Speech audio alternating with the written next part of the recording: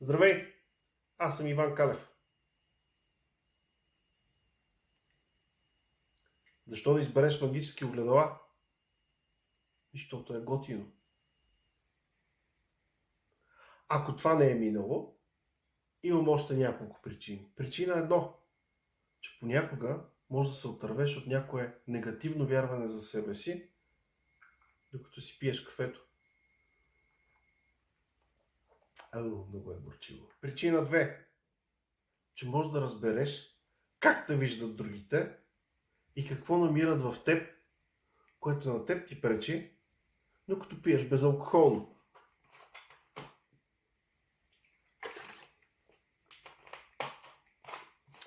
Много е сладко и тия не са полезни.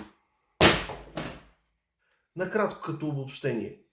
Положителната промяна, когато си в магически огледала, се случва по всяко време, но най-често става когато стоиш и си пиеш кафето или някаква освежителна напитка.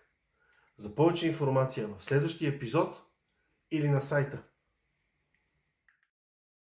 Внимание, внимание! Практическото обучение магически огледала ще се проведе на 3 и 4 февруари 2024.